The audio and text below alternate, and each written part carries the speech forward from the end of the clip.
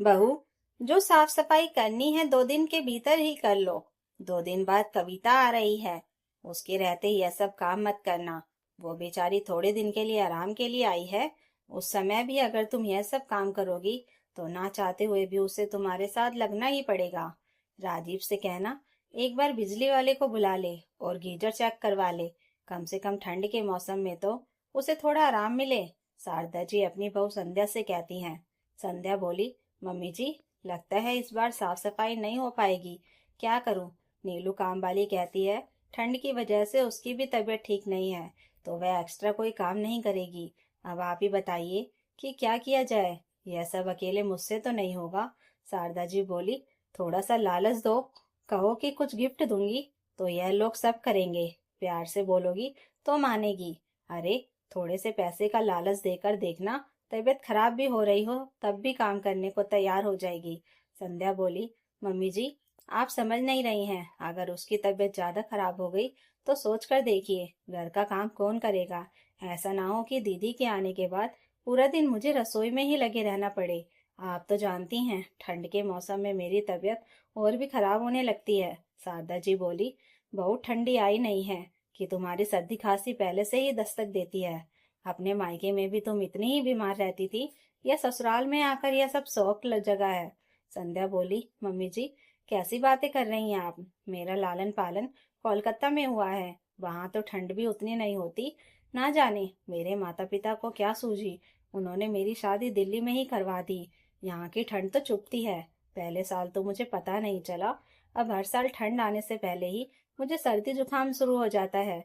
या हो सकता है वहां मुझे कोई काम नहीं करना पड़ता था, और यहाँ तो छोड़ ही दीजिए। शारदा जी बोली, वो बात नहीं है बहू। हर लड़की मायके में कम ही काम करती है, पर ससुराल में अगर सास या ननद आने वाली हो तो ठंड ज्यादा ही लगने लगती है। और यह कोई नई बात नहीं। जब जब कविता आने वाली होती है तुम यह परेशानी लेकर बैठ जाती हो। संध्या बोली, मम्मी जी, काश कि आप मुझे बहू न समझकर अपनी बेटी कविता ही समझ लेती। तब आपको पता चलता कि सर्दी की ठंड बेटी के साथ साथ बहू को भी लगती है। खैर, कोई बात नहीं। जिस रोज आपको यह एहसास हो जाएगा वो दिन मेरे लिए सबसे बड़ी खुशी का दिन होगा। इतना कहकर संध्या चली गई। जब दोनों सास बहू बातें कर रही थी तो नीलू ने उनकी बातें सुन ली और संध्या से बोली, भाभी, आज तक कोई सास बहू का दर्द समझी है जो आपकी समझेगी। मेरी तबीयत ठीक नहीं है, वरना मैं ही कर देती। मैं एक काम करती हूँ, मेरी बहन यहीं पास के मोहल्ले में काम करती है, मैं उसे भेज दूंगी, वो आपकी मदद कर देगी। मदद तो मैं ही कर देती, पर मैं अगर पड़ गई तो बच्चों को खाने के लाले पड़ जाएंगे। और मेरे घर में भी मेरी सास है, वो भी दूसरी सासों से अलग नहीं है। इतना कहकर मुस्कुराते हुए नीलू चली गई। अगले दिन सुबह नीलू की बहन रमा आई और संध्या के साथ मिलकर पूरे घर की साफ सफाई करने लगी। संध्या को बार बार छींक आ रही थी और खांसी हो रही थी। रमा बोली, मैडम जी, मेरी बहन ने बताया था कि आपको धूल मिट्टी से एलर्जी है। आप ऐसा कीजिए कि एक जगह बैठ जाइए, मैं कर देती हूँ। शारदा जी बोली, हद करती हो बहू, कल कविता आने वाली है और आज से ही तुम्हारी सर्दी शुरू हो गई। बताओ भला अभी दिन में क्या अपने साथ ननद से काम करवाओगी। संध्या खांसते हुए बोली, मम्मी जी, आप चिंता मत कीजिए, मैं ठीक हो जाऊंगी। आपको या आपकी बेटी को कोई काम नहीं करना पड़ेगा। आप मुझे जल्दी जल्दी काम खत्म करने दीजिए। थोड़ी देर बाद बिट्टू को लाने का समय हो जाएगा और मुझे खाना भी बनाना है। इतना कहते हुए संध्या काम करने लगी। वहीं शारदा जी उसकी बातें सुनते हुए चली गई। शारदा जी को देखते हुए रमा बोली, हाय भगवान, ये हर घर की सास बहू की एक ही कहानी है। मैं सोचती थी बड़े घर की सासों का व्यवहार कुछ अलग और अच्छा होता होगा, पर यहाँ तो बहू की और दयनीय स्थिति हो जाती है। संध्या बोली, तुम्हारे कहने का क्या मतलब है। रमा बोली, बुरा ना मानना मैडम जी, हमारे घर में जब सास बहू का झगड़ा होता है तो जितना सास बोलती है हम भी उतना ही बोलकर अपनी भड़ास निकाल देते हैं। पर आप तो उन्हें खुश करने के चक्कर में अपनी जान गंवा रही हैं। चलिए, मेरा काम तो खत्म हुआ, आगे भगवान आपकी मदद करे। जाती हुई रमा को संध्या ने पैसे दिए और बोली, अपने बच्चे के लिए कुछ लेती जाना, और अगर कम पड़े तो मुझे जरूर बताना, मैं पैसे दे दूंगी। रमा बोली, मैडम जी, हम गरीब पैसों से ज्यादा प्यार के भूखे होते हैं, जो आपसे हमें बहुत मिला। मैं तो कहती हूँ, अब अगर आपको मेरी जरूरत पड़े तो जरूर बताना। अब मैं चलती हूँ। राम राम इतना कहकर रमा चली गई। एक दिन बाद कविता अपने पूरे परिवार के साथ मायके आई। बेचारी संध्या कभी बर्तन धोती तो कभी घर में पानी भरती। ऐसे करके उसने सबके लिए अच्छे खाने की व्यवस्था की। संध्या के पति राजीव बोले, संध्या तुम्हारी तबीयत ठीक नहीं है, जरूरत से ज्यादा काम मत करना। पता चला सब छुट्टी बनाकर चले जाएंगे और तुम बिस्तर पर पड़ जाओगी। शारदा जी बोली, किसने कहा था ऐसे छुई मुई पत्नी लाने के लिए?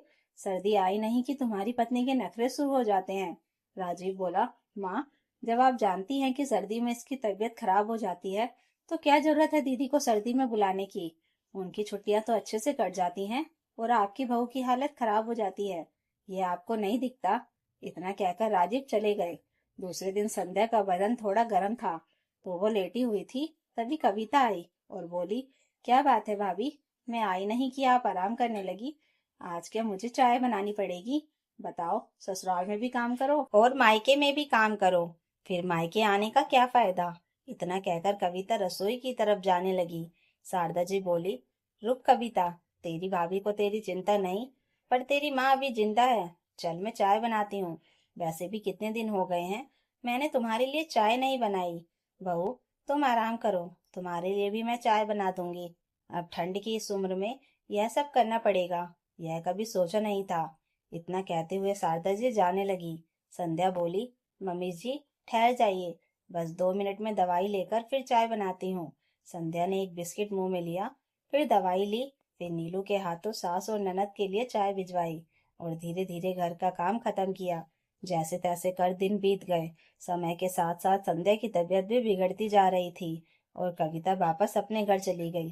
शारदा जी बड़े आराम से बैठकर टीवी देख रही थी और संध्या को आवाज लगाई, बहू, मेरे कमरे में रूम मीटर लगाकर मेरे पास रख दो, यहाँ बहुत ठंड लग रही है।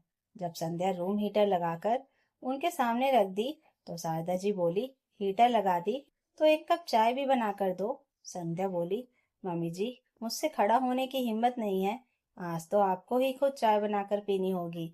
अगर मैं थोड़ी देर और यहाँ खड़ी रही तो गिर जाऊंगी। इतना कहकर संध्या अपने कमरे में चली गई। शारदा जी नीलू को बोली, नीलू, तेरी भाभी तो थोड़े से काम में थक जाती है, अब तुम ही मेरे लिए चाय बना दो। नीलू चाय बनाकर शारदा जी को दे दी और बोली, अम्मा जी, भाभी की तबीयत सच में ठीक नहीं है, तभी तो उन्होंने अपनी एक सहेली को बिट्टू को देखने की जिम्मेदारी दे दी है। आप भैया को बता दो, ऐसा ना हो कि भाभी जी की तबीयत ज्यादा खराब हो जाए। शारदा जी बोली, अरे कुछ नहीं होता, थोड़ी सी थकान है, आराम करेगी तो अपने आप दूर हो जाएगी, तुम अपना काम करो। शारदा जी आराम से चाय पीते हुए टीवी देख रही थी।